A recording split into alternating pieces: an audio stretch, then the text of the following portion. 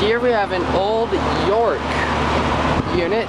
Not sure if it's a heat pump or not. I'm gonna see if I can. Well, there goes the compressor. I can't quite see in there. Can't tell if it's a heat pump or not. So yeah, wow. The frame rate is interesting. The frame rate is interesting, but where's the model number on this one? Oh. Model number is E2HB048S06A. Serial number is MEWM271215.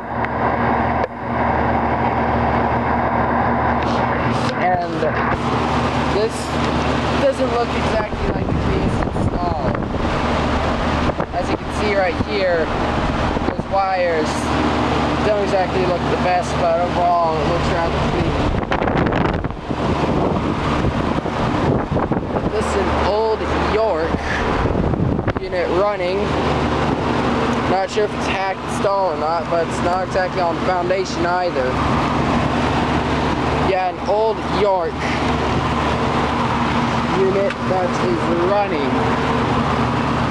Over and out.